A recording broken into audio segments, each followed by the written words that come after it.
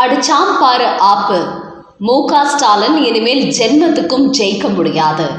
மத்திய அரசின் அதிரடிப்படை களத்தில் இறங்கியதால் ஓட்டம் பிடித்த திமுகவின் ரகசிய டீம். வணக்கம் நண்பர்களே.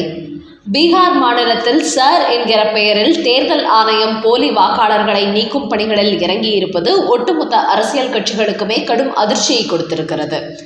குறிப்பாக பீகாரில் 65.2 லட்சம் வாக்காளர்களில் 22 லட்சம் பேர் ஏற்கனவே இறந்து விட்டார்கள். அதோடு 35 லட்சம் பேர் பீகாரை விட்டு நிரந்தரமாக வெளியேறிவிட்டார்கள். மேலும் இன்னும் 7 லட்சம் பேர் ஒன்றுக்கும் மேற்பட்ட இடங்களில் வாக்காளர்களாக சேர்க்கப்பட்டிருக்கிறார்கள். 1.2 லட்சம் பேர் இதுவரை தங்களது வாக்காளர் படிவங்களை சமர்ப்பிக்கவில்லை. அந்த வகையில் தற்போது பீகாரில் 99.8% வாக்காளர்கள் சிறப்பு தீவிர வாக்காளர் பட்டியல் திருத்தத்தில் சேர்க்கப்பட்டுள்ளார்கள். இவர்களது பெயர்கள் வாக்காளர் பட்டியலில் சேர்க்கப்பட்டு இந்த வாக்காளர் பட்டியல் ஆகஸ்ட் 1ஆம் தேதி வெளியிடப்பட உள்ளது. இப்படி பீகாரில் மட்டும் வாக்காளர் பட்டியல் நடைபெற்றுள்ள மொத்த குளறுபடிகளையும் கண்டுபிடித்து வாக்களிக்க தகுதி உள்ள வாக்காளர்களின் பட்டியலை வெளியிட தயாராக இருப்பது போலி வாக்காளர்கள் மூலம் இந்தியா முழுக்க வெற்றி பெற்று வரும் கட்சிகளுக்கு கடுமையான அதிர்ச்சியை கொடுத்திருக்கிறது. காரணம், தேர்தல் ஆணையமானது இந்திய அளவில் உள்ள ஒட்டுமொத்த மாநிலங்களிலும் அடுத்தபடியாக வாக்காளர் பட்டியலை சீரமைக்கும் பணிகளில் ஈடுபட போகிறார்கள். அதன் காரணமாகவே வெளிநாடுகளிலிருந்து புதியவர்களை கொண்டு வந்து ஓட்டு போட வைத்து வெற்றி பெறுவார்கள். போலி வாக்காளர்களை வைத்து வெற்றி பெறுவார்கள். இறந்து போனவர்களின் ஓட்டுகளை வைத்து வெற்றி பெறும் அனைத்து கட்சிகளுமே பதட்டம் அடைந்துள்ளன. இதுபோன்ற சம்பவங்கள் நீண்ட காலமாக நடைபெற்று வருகிறது. என்றாலும் தற்போது வெளிநாடுகளிலிருந்து போலி வாக்காளர்களை கொண்டு வந்து தங்களுக்கு ஓட்டு போட வைப்பது முன்பை விட அதிகரித்து வருகிறதாம். இதன் காரணமாகவே இதற்கு ஒரு முடிவு கட்ட வேண்டும் என்பதற்காக தான் தற்போது இந்திய தேர்தல் ஆணையம் அதிரடியாக களத்தில் இறங்கி இருக்கிறது. இப்படி ஒரு செய்தி வெளியானதை அடுத்து நேற்று உடனடியாக அதற்கு எதிர்ப்பு தெரிவித்து தனது எக்ஸ் பக்கத்தில் பதிவு போட்டிருந்த முதலமைச்சர் மு.க. ஸ்டாலினின் கருத்து கடுமையான விமர்சனங்களுக்கு உள்ளாகி வருகிறது. வாக்காளர் பட்டியலில் உள்ள போலியானவர்களை எடுத்துவிட்டு திருத்தம் செய்வது நல்ல விஷயம்தானே. அதற்காக ஏன் இவர் பதறுகிறார்? இதை எப்படி ஜனநாயகத்துக்கு எதிரான செயலாக சொல்ல முடியும்? திருட்டுத்தனமான போலி வாக்காளர்களை வைத்து ஓட்டு போடுவதை எல்லா கட்சிகளும் செய்கிறார்கள். அதில் திமுக ஒன்றும் விதிவிலக்கல்ல. அதனால் இந்திய தேர்தல் ஆணையத்தின் இந்த செயல்பாட்டை அனைவரும் வரவேற்க வேண்டும். ஆளும் அரசாங்கம் என்ன நல்ல திட்டங்களை கொண்டு வந்தாலும் அதை எதிர்ப்பதுதான் எதிர்க்கட்சிகள் என்பது போலவே இந்த விஷயத்திலும் திமுக செயல்படக்கூடாது. உங்களின் இந்த விமர்சனத்தை பார்க்கும்போது கள்ள ஓட்டு போட்டு இனிமேல் வெற்றி பெற முடியாது என்று நீங்கள் பதறுவது போலவே தெரிகிறது. அதனால் தேர்தல் ஆணையத்தின் இந்த சார் என்கிற திட்டம் உடனடியாக நாடு முழுக்க அம்பலப்படுத்த வேண்டிய திட்டமாகும். குறிப்பாக இதை ஒவ்வொரு 5 வருட தேர்தலுக்கு முன்பு செயல்படுத்தினால் இன்னும் சிறப்பாக இருக்கும் என்றும் பொதுமக்கள் பலரும் கருத்து வெளியிட்டு வருகிறார்கள். மேலும் தற்போது தேர்தல் ஆணையம் மத்திய அரசு மூலமாக இன்னொரு ரகசிய புலனாய்வு படையும் களத்தில் இறங்கியுள்ளது.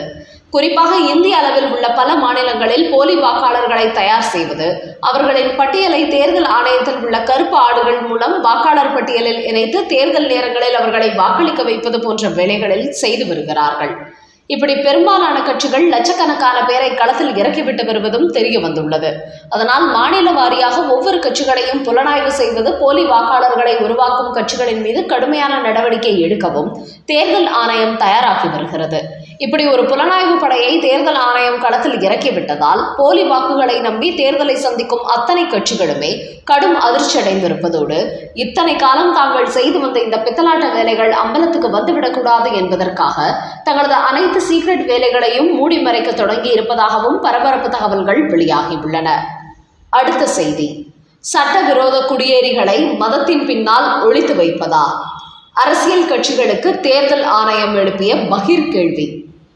தற்போது பீகார் மாநிலத்தில் போலி வாக்காளர்களை எல்லாம் நீக்கிவிட்டு உண்மையான வாக்காளர் பட்டியலை தேர்தல் ஆணையம் வெளியிட்டிருப்பது போலி வாக்காளர்களை நம்பியே தேர்தலை சந்திக்கும் கட்சிகளுக்கு தலையில் இடியை இறக்கியது போல் ஆகியிருக்கிறது.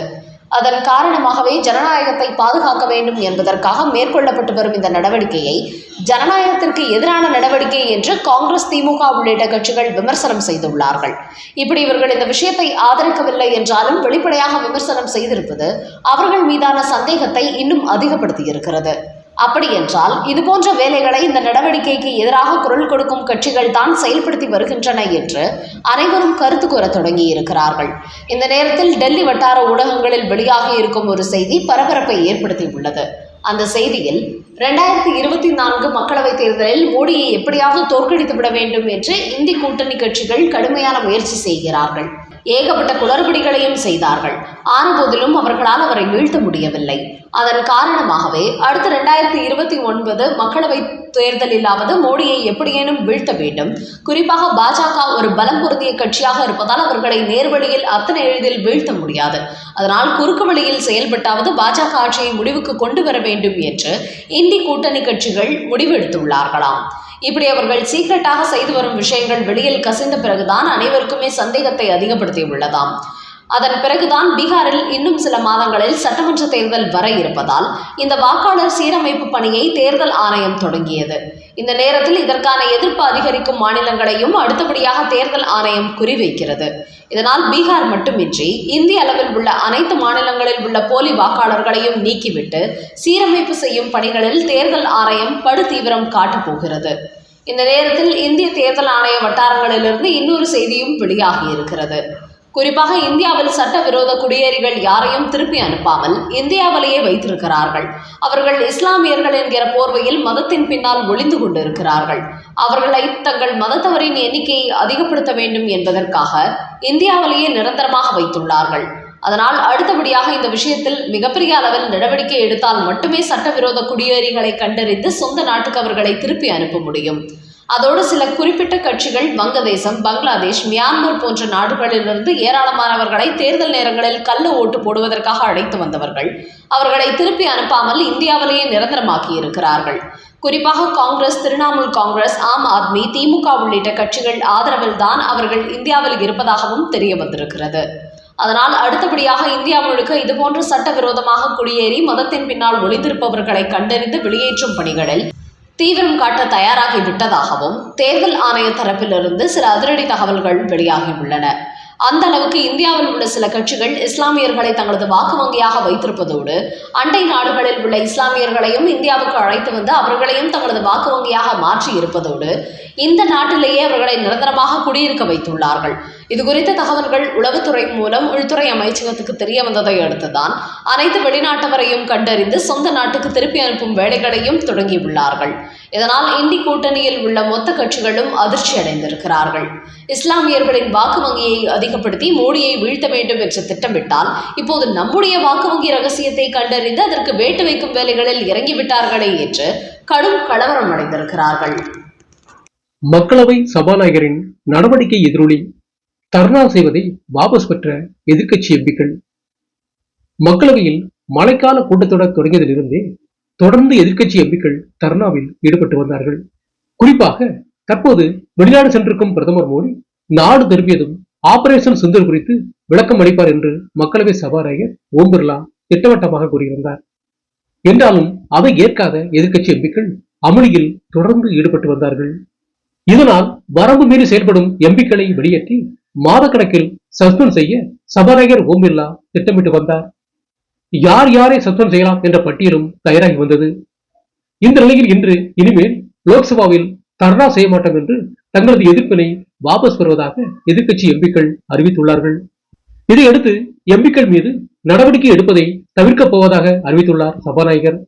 என்றாலும் இனிவரும் காலங்களில் அத்துமீறி செயல்படும் எம்பிக்கள் வார்னிங் கொடுக்கப்படாமல் விதிமீறல் அடிப்படையில் தண்டிக்கப்படுவார்கள் என்று தனது நிலைப்பாட்டை அவர் வெளிப்படையாக அறிவித்திருக்கிறார்.